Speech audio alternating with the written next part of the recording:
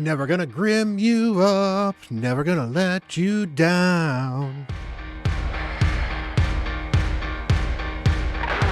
Hello everyone, Bront, CatHerder here. We're having some fun talking Raid Shadow Legends. We are here on the free to pause account. It is day 3 for me for the Grim Forest, and I figured I'd take you through a little bit of what I've been doing. I think I'm going to tackle the Mimic on this account, if I have not already, show you what I'm going to do on the Mimic, and talk to you about some of my strategies I've just generally been using on the Grim Forest. Hopefully they help you out and help you progress. If you're starting on normal, if you're starting on hard, it doesn't matter. These tips should be pretty universal, but normal should be significantly easier, and I'm still finding with my free-to-play 11 months in that I've been mostly okay with hard. I've lost a few fights, but it hasn't been too bad. So let's go hop into the Grim Forest. So as you can see, I am squad level 7 at the moment because I've actually focused on leveling up my champions and leveling up the squad to get myself to get more of these trait cards, because these are extra stats that are pretty useful. Resistance is not a bad one to grab, but again, if you don't have a lot of resistance in the first place, you need to get a lot of this to be super helpful. Speed is always good. HP and defense are certainly going to be helpful. I've ended up with a bunch of attack for some strange reason, but that's fine. And accuracy is not going to be too bad as well, especially if you're going to struggle with some of the accuracy. It's also nice to level up and unlock some of these curios. Now, you can only have 3 curios at a time.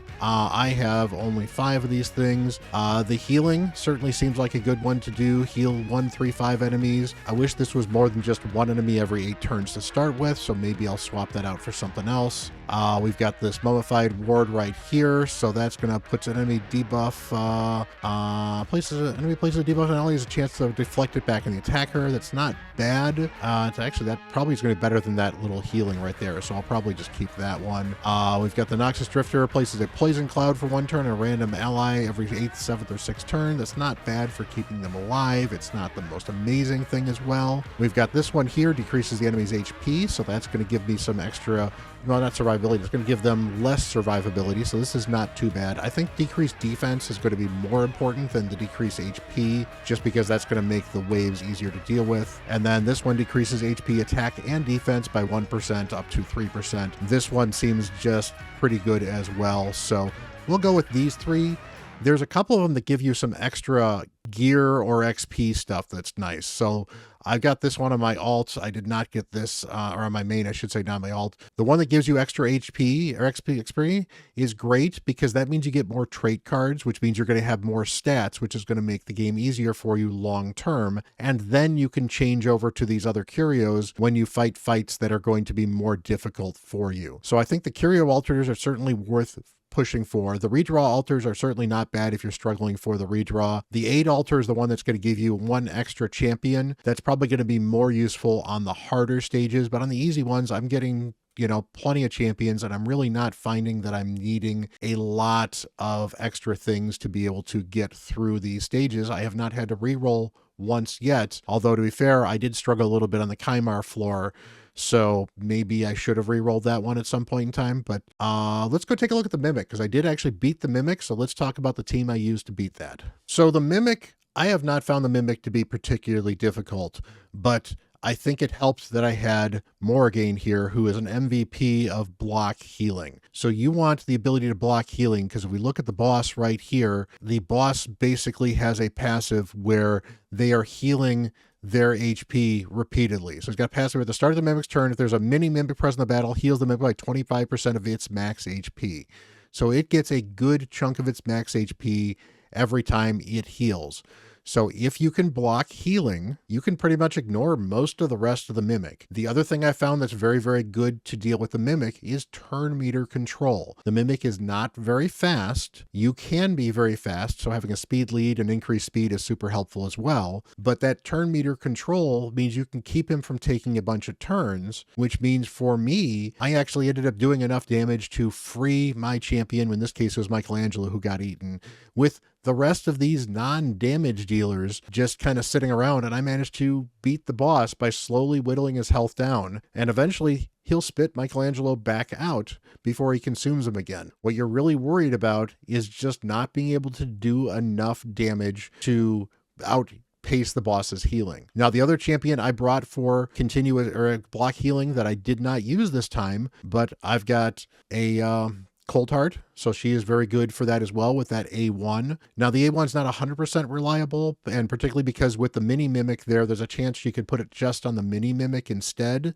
but because it is a 2-turn duration, and if you're worried about the turn meter, and of course she can drop turn meter as well, so she's actually really good for the Mimic, that's going to be very helpful. Lemonisi would be another option for you as well, so I certainly have her on specifically for the block healing because that is so critical for some of these fights. Very specifically the Mimic, that's probably the most important one, but outspeed the Mimic, block the healing, and try to control the turn meter a little bit, and you shouldn't have any problem whatsoever. As again, with no other damage on this team. She's not a damage dealer. Lydia's not a damage dealer. In fact, she was the one doing the most damage outside of Michelangelo once he dropped back down. Donatello brought me some healing, and it's nice to have some healing because the Mimic does do some damage, so you don't want to go healing less. But Michelangelo, or that's not named Michelangelo, but Donatello gave me the turn meter boost, gave me some increased speed and skill resets if I needed it, and then of course gave me a bunch of A1 healing, which was nice, as well as the continuous heals on that A3 as well. Scylla the Drakes would have worked just fine, and in fact she was available, so I could have done that as well. But I also felt that with 2 turtles on the team, I would get some extra damage and healing if I had both of them out, which that was actually very clutch as well. So that was how I managed to get down the Mimic, and I could certainly run it again, but that gets the Mimic down pretty reliably, and as long as you can control the turn meter to some extent, he's not going to take a ton of turns, get that block healing so he's never healing, and the rest of it is just kind of keeping your champions alive while you do enough damage to down the main Mimic. You can ignore the side chest if you want to, because for the most part, the moment you free somebody from the side chest, within a turn or two, he's going to eat them back again. So honestly, I would bring 2 damage dealers if you could, some turn meter control, and you're in great shape. As far as the Phrygius, the Trovemaster is concerned, well, I did manage to get to the second stage of damage. Now, you can rerun this as often as you like once it's been unlocked. So this is the hard one. So I guess there's a couple of other more difficult ones as well. Because I know there's one that has that you need to do 10 million, I think, too, and get all the way up to 20 to get the next level as well. Or maybe it's 4 million or 5 million. But what I found works well for him, you want to bring somebody with block buffs, and they are going to be very critical to making sure that when he steals your buffs, if you don't have protected buffs, he won't have all of those buffs. That said, you don't mind if he steals things like continuous heals. Those aren't a big deal. It's the increased speed that's annoying if he steals an increased speed, so you got to be aware of that. Strengthen certainly doesn't help because then you're reducing the amount of damage he's taking. But overall, he's not too horrible to do, just enough to get the top rewards right here, which is the XP that will get you the level up. That's the most important part. The rest of this stuff is nice, but it's not required. So you can come back and get this later, but that XP is going to help you for the rest of your run through the Grim Forest. Now, I brought some healing with me because you need to be able to outlast whenever you deal with this gold plated. He basically will put the gold plated up, and as you break those plates, you're going to find that he's going to do some damage to you. In fact, we'll go into the fight here quickly, and yep. So, give that decreased defense and weaken up there as well. Plus that gets strengthened up on everybody here. If I can get decreased speed on him, that's not bad. I could not, unfortunately. Let's get the increased attack up just to get some extra damage out of a couple of champions. I don't need to do anything on you, so let's go just swap you and hit really hard. And we don't have these up that, and he does dodge, which is definitely kind of annoying, so do be aware of that dodge. But I actually found that Quintus is great because he does those big hits constantly with that A1, and those are massive. All right, so now we've got the gold plated up, and every time I knock one of these plates off, he's going to do a bunch of retaliatory damage. So having things like shields up is great. Now, you can't block that debuff either, unfortunately. So block debuffs, or block buffs, I should say, is not really going to help. But, he'll take some poison damage, so the fact I can actually get some poisons up as well. But we're going to get this shield up, along with, again, reinforcing the strengthen.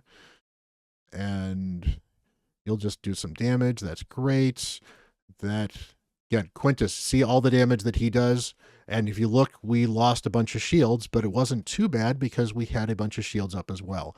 So, and that's how you can just do some damage to this guy, is keep on worrying about breaking through these gold plates. And once you break through the gold plates, you'll be able to just do some normal damage to them. If you can keep them slowed down a little bit, keep your team sped up, and just do a ton of damage, you can burn through these gold plates pretty quickly. In fact, we'll do a health swap here and then do the big hit. And yep, see, we're losing a little bit of HP, but then that's where Sill's going to come in to make sure we're staying alive. Plus, again, we're going to have the shields from Mithrala as well. So it's nice to bring some champions to help you survive. I only need to do, and if you go up here and click on this thing here, I only needed to do 2 million, and then I get what I need. And then if I wanted to leave this and come back later, I could. We'll just make sure we get that decreased defense. Again, Quint is doing some good work. Definitely appreciate you, dude. To be fair, Embrys is probably not the best damage dealer for us, but I like Embrys in stages like this because versus the bosses, he's almost immortal. Because what happens here is, well, first of all, we'll revive you, but eventually we'll probably get out damaged. But we're almost at that 2 million mark already, so it wasn't too difficult for us. Let's get that shield back up because we're going to start taking some more damage. But what Embrys does do is he slowly but surely ramps up his ignore defense. He does reflect damage if he dies, which means he'll do damage back to the golem, which is kind of nice. He self-revives with max HP or close to max HP, and then his HP swap ability that he has is a full heal against bosses, so it helps keep him alive. So I found he's been very clutch against bosses, even if he's probably not the best champion to do some of these things, just because he is super clutch as far as, you know, healing himself. So I'll save that heal for afterwards, but we're making some more headway into this. If Sill could land that decreased speed, it would be great, but we're not going to land it, it looks like. Yeah, and we're hurting right now, so we keep on breaking some of this stuff. But yeah, we're hurting, but we're already at the 2 million. So 9 turns in, I've done what I needed to do to get the minimum level of reward that was okay. And if people are going to die from this and I just kind of got to live with it, that's fine. From here, I could easily just put this on full auto. In fact, I think I will. And just do as much damage as I can. And if I get to the next level, I get to the next level. But since I know I'm not going to break this 4 million, I think I'll end it here.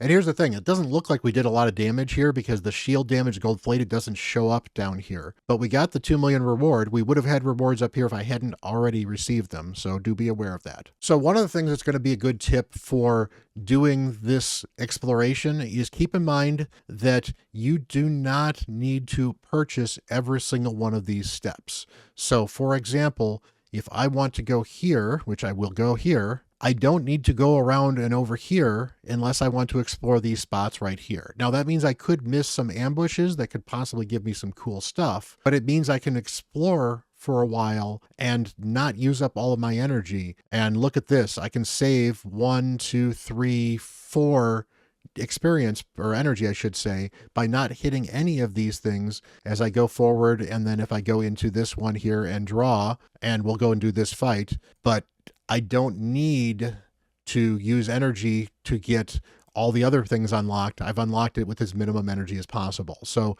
look for places where you can deal with some of those triangle paths where you don't have to go around all 3 sides. And yeah, at some point in time, I'm sure there will be guides on where some of the ambushes are, and it might be helpful to clean it up later on when you have extra energy at the end. But if you're looking to expand and explore far, don't waste your energy exploring every single one of those question marks, because most of them are just going to be empty little question marks. And for the waves, I found the waves are not super challenging as well. So I'm going to bring a bunch of damage here and a little bit of support. And I'm just going to full auto this team, and I don't think I'm going to have to even intervene at all, because, yeah, these guys should, for the most part, do the job.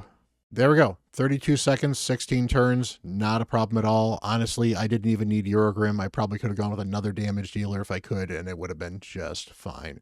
And that's 50 experience points. We get back to the map. Did not quite level up, but we got another stage right here. So I'll be back with you guys in a little bit once I get this stage cleared, and we'll level up. All right, so we level up to level 8, and ooh, we got a rare. Rares are generally good to go with whenever you can, just because they do give you more stats in general. I don't need any more attack anyway. I don't really need a lot more accuracy. Extra 15% crit damage is a bunch of extra stats. The crit rate, not super exciting. Now that was a dead end, but it was still worth it for the XP, because that's going to level up my squad, going to make this easier for me as we continue to journey on through the Grim Forest. Okay, so we got ambushed right there, so that was interesting to note. So let's go deal with this. We can get some energy as well, which is always nice because energy is always good to get. This is a wave, so we should just be able to kind of clobber our way through it. So I'm not really worried. In fact, let's just go all damage dealers and do a Hulk smash. Look at that, 21 seconds, 9 turns, nice and easy. Back to the map, we can go get this as well. This is just going to be some extra rewards, but it is extra experience, and these coins can certainly help. And of course, we've been getting a bunch of these relic crafting materials as well, so at some point in time, I should be able to craft something kind of nice. Looks like I can actually go up here and try a Supreme Elhain and a Curio, which is certainly not a bad option. I think I'm going to, let's go try Mortu Macabre first with that. All right, so with Mortu Macabre, I would have liked to have gotten my Emic, but I did not. So we're probably going to start with Lamassu, who can, well, she's not going to be able to fear him because he's not controllable, which is fine, but she can put some decreased speed up and be very helpful as well to prevent him from generally taking some turns. I'll put you up there because we can get the good shields up. That's going to help protect people. Go with you. In fact, actually, let's not do that. Let's do Donatello will actually be nice as well, because Donatello will help prevent the first hit from just killing somebody flat out. We still might die anyway, but I think this should be overall fairly effective. So let's see how we do against Mortu Macabre. I'm going to manual this, and we'll pop into the boss quickly just to kind of show you the progress there. All right, so here we're at the boss. I should have most of my abilities available, and of course I do have Donatello's reset if I need it, which should be great. In fact, well, let's just boost his turn meter and see what else we've got. I don't have your stuff ready to go, so let's try dealing with Duchess because you're going to be annoying. We do have the block buffs up, however, so we're going to block her veils, which is going to be good. I don't need to turtle Mortu at the moment. In fact, let's just see if we can take out Duchess, because I think that's going to be one of the most critical things. All right, so we reset and activated Alice, which I think is going to be good because we can get her AoE, which is going to lock everybody else out. Getting some burns here, which could hurt a little bit. I do have a cleanse because I've got Donatello's cleanse, so we're in good shape. Plus, now we can get that counterattack out, which will be great. All right. And then Donatello's bringing some extra healing, so that's great. Let's reset everybody's skills again as well, because that cannot hurt. And, okay, we lost to Michelangelo. That's unfortunate. This may not be as good as I was hoping. I can still get you. I think this is going to ride a lot on Alice being able to do a lot of heavy lifting here, especially if I can get the other bosses down. And he keeps on triggering and keeps on killing my damage, so we're going to have to start from scratch again on that one. And that's fine. So I know that that one's tough, and that's going to cost me an energy if I want to retry that.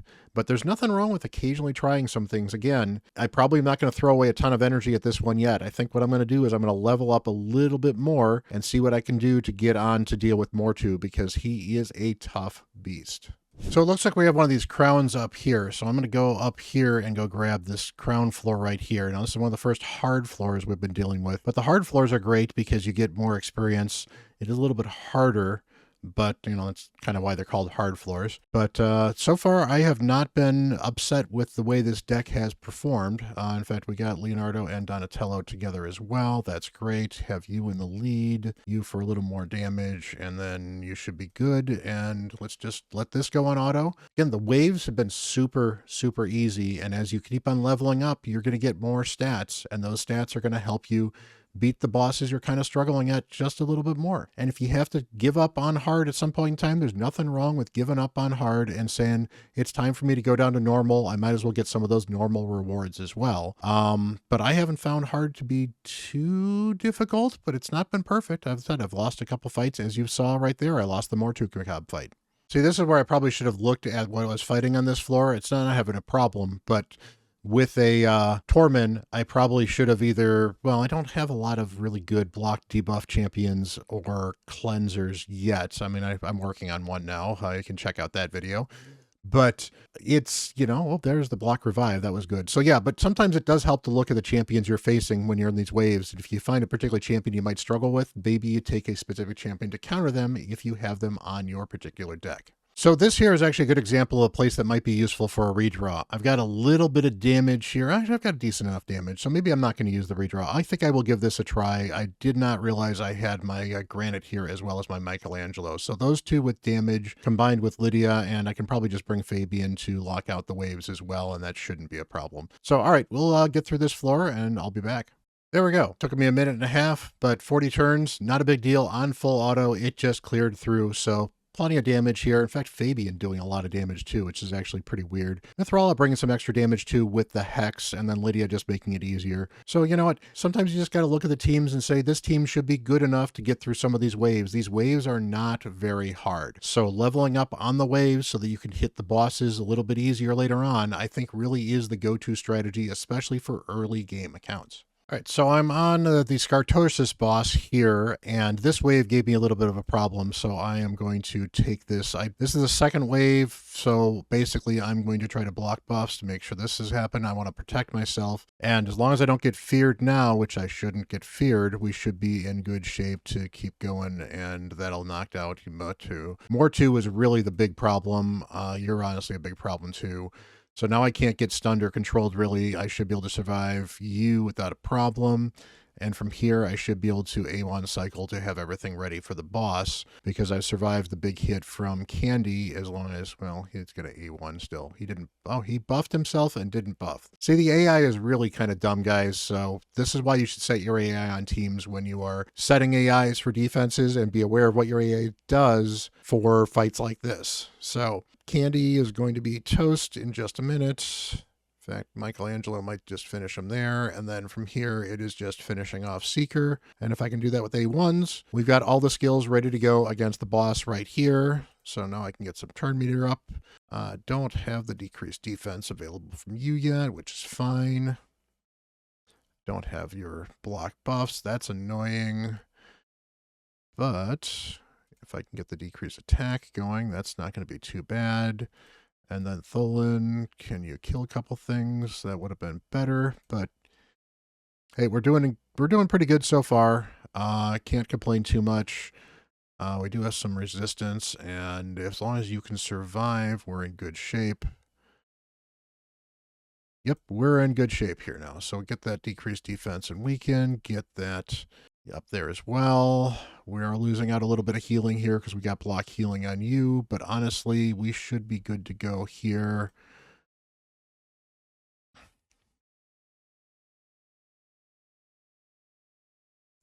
And we get the extra turn from Tholen. Tholen proves once again he is a top tier champion. And from here, I don't think we're going to have any problems with Scartosis. So, you know, sometimes it takes a little bit of strategy if you're struggling on a frame as well. And, you know, I saw the team. My team I thought was good for what I needed to do. I just needed to be a little more careful on the second wave. So do be careful on some of these things. The boss stages are certainly a little bit harder. Even the waves are harder against the boss stage. And with a little bit of thought, you should be able to get through most of these fights pretty well. And down he goes. And there we go. That's some good rewards there. I actually like getting 5 of those coins. We got some 90 XP as well. Get back to the map, and we're going to level up to level 9. Ooh, a bunch of rare things as well. I could add some more damage. I could add some more resistance and defense. I think I'm going to go resistance and defense because I want to survive just a little bit better. So that's going to give me, I've now got 80 resistance, 25% there, some extra crit damage. I would like some ignore defense, but I think that is a legendary card, which you get at level 10. You do get some legendary cards at level 10. So once I get to level 10, that'll be kind of cool. So we're exploring here, get another chest right here, and I will be back with you again when we get to someplace else. One thing I do want to mention while we deal with this wave right here is I brought Embrys in, and Embrys, again, is a great damage dealer, so I really like bringing him in and stuff. But I find I do need to manual to transform him first, or else he will never actually transform, and this is where I really want him to wreck stuff, because that big AoE will wreck stuff, and then once he kills somebody, the other team is mostly doomed just because of those necrosis stacks. And if not, he's going to do some health swap in A1 and he keeps himself alive. He can probably solo a lot of the waves if you've got him built well enough in an arena build, but it does help to make sure you move him into that secondary form as opposed to the primary form where he's not doing anywhere near as much damage, which is what you really want for these waves. And while he brings a little bit of control, you're not worried about removing stone skin for most part. Okay, looks like we got another mimic here as well. So we're going to fight this mimic and see how we do it. What do we got here? This is going to be the last fight of the day. We got Morrigan, who again, as mentioned, is absolutely clutch. We're going to want some healing. Who do I have that brings healing? Actually, I can match the two of you together, and that will bring me a decent amount of healing with some other stuff as well. Bring myself an Empress and bring myself I think Michelangelo, who's going to bring some additional healing as well, and some damage. And this is going to be the right affinity. Or do I want, you know what? We're going to go with you because I don't need as much healing. It'll be nice to have some healing, but I don't need as much healing as much as I need the rest of the damage I'm going to want. So between these two, one of these two guys will stay alive and do a ton of damage. I'll have a bunch of shields that I can keep up for the most part, which is going to mostly keep me healthy. And then we got some turn meter control as well as the block healing from Morrigan as well. So we're going to start this. I honestly probably could start this on auto, but we're gonna manual this because I think this is just kind of nice. Again, you got the turn meter control here, and we got the big shield. And all right, so let's get the decrease attack up as well, and then we will transform over into the other form, and I'm going to save that swap HP because that's going to slowly level him up, but it's also going to heal him if I need the healing. So get the block debuffs up, which is always great. Let's get a decreased defense up on you just to start piling on some damage. And he stole my Empress, which is perfectly fine. So I get to keep my Granite, who's a good affinity for this and a very solid damage dealer as well. And plus I'll be able to get decreased defense up pretty reliably as well. And without the speed, we're slowly but surely chunking away at him. And what we'll also get is we'll get extra damage here from the counterattacks as we get there, if we get the counterattacks. Okay, we got stunned with Morrigan, but that's fine. She'll do that as a passive. She'll get that block healing out, even when it's not her turn. So we're not too worried about this at the moment. So I'm going to go through this fight, and I will be back at you when this fight's over. Okay, so we managed to make it through to where we got Empress back because that worked out. Somebody's going to get snatched again because I think this is the one that snatches somebody then. So we're not going to have a lot of time with Empress, which is fine. But we can get a little bit of damage in while he's out here, and then he'll get put back in the bottle, and that's fine. We were doing okay. As you can see here, we're already at 25% or below, and a lot of this has been a combination of turn meter control combined with just the ability to do some serious damage. And so Empress has been eaten again, which again is fine. We got some decent damage here, but we're getting close to the 50% mark, which would be about right there. If we can get the decreased speed out. Unfortunately, she is the wrong affinity for this particular mimic, his force. So you do want to pay attention to that to some extent. But for the most part, we're just going through doing some damage. Those counterattacks are certainly helping. These big shields, along with the heals from Brogni with the shield damage, are keeping us mostly alive. And he's not doing so much damage that I'm really worried about losing anybody anytime soon. Obviously, Valkyrie has certainly taken the most damage, but she does do some decent damage, and I believe she's got a Life Drinker on her as well, so she should keep herself mostly healthy, and honestly, we just need to make it through this fight without too much of a problem, and I think we're going to be okay. All right, that was kind of interesting, so I'm sure Siki can make sure that you see that, but we lost Empress, or got him out of there, and he immediately got pulled right back in because that expired. He popped out, and then this came back, so it came right back into it, which again, absolutely fine. We are at less than 25%, so we should be able to just kind of meander our way through this without too much of a problem. And yeah, it took a little while. To be fair, some of this is because I'm narrating this as we go, but not really a dangerous problem with the Mimic. Everyone's mostly been alive, and we're kind of ramping up the damage. All right. Mimic down, and we are good to go. We got a gem out of that. We got some extra XP, got some coins, always good. Some of these coins are certainly not bad as well, and that is the last of my energy. And did I actually make level 10? I did. So at level 10, you get some of these two things here as well. That is absolutely insane. Ignore defense is great. It's a great way to help increase the amount of damage you do. And since everyone's going to be ignoring it, it's going to be very, very helpful. So we are going to go with that one. This is not bad either because speed is always good. Accuracy and defense certainly don't suck, but this is going to help me do damage against a lot of floors, clear the waves a lot faster, and I think will actually help me down some bosses quicker. So that's good. We're collecting a bunch of extra points here. I'd certainly love to level up some of these curios a little bit. I haven't found a lot of them yet for whatever reason. We did find one over here that was just not particularly useful. But hey, we're making some progress here. I've got Mikage over here, so I could go for some remnant shards if I wanted to do that. Knocking out some quests here, getting some of these extra Grim Gold as well. And here's the cool thing about the vendor too. You can get yourself like a squad reshuffle if you need it, but you don't have to. Otherwise, there's almost no reason not to buy any or all of these relics as you come across them, because you'll notice as you get them more, you can level them up. So this decreases the enemy's HP by, well, another 2%, but then it goes up to 10%. This really should be 3, 6, 10. I don't know why it's like that. It's weird. You know, this one's actually pretty good. The damaging every enemy, so all 5 enemies, every 6th turn of 5% of their max HP is actually a pretty solid curio to have. So that's one that would be nice to level up to level 3. But even then, we'll just kind of go from there. I mean, stun debuff doesn't hurt too bad.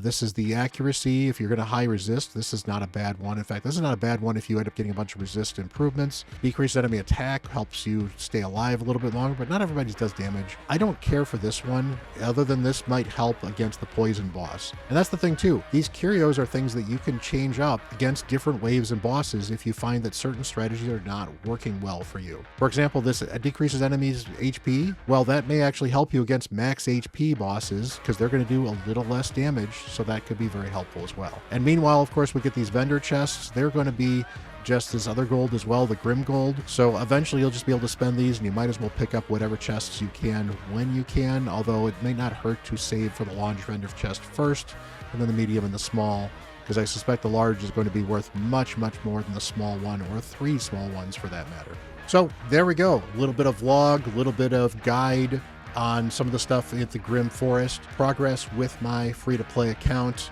And yeah, it's been kind of fun. It's been interesting to explore. There's all kinds of different fun things to unlock, and figuring out the best way to attack some of the bosses and level up your account in the Grim Forest, I think is kind of cool. So look for those waves, and don't be afraid to just kind of explore and do every wave you can before you even tackle any of the bosses if you're struggling to deal with the bosses themselves, because the leveling up, the extra gold, the extra trinkets you're going to find, the extra curios, they will all give you extra stats, extra abilities that'll make the bosses much, much easier. So focus on that stuff first, focus on exploring, and have some fun. Guys, let me know down below if there's anything you guys want me to start focusing on for the Grim Forest. Let me know if you like these kind of more vloggy style things I've been doing. Hopefully this guide helps you out. If there's anything you think I may have missed in the guides that I was talking about for here, let me know as well. I love hearing your thoughts. I love hearing your ideas. And I am not perfect on this stuff too. So it's always nice to have somebody else call me out on something so that I can get the correct information to you guys, you know, and correct mistakes, because mistakes happen and we're all human. But until then, guys, have a happy holidays. Hit that like button and hit that subscribe button. So until the next video, I am Bront, CatHerder.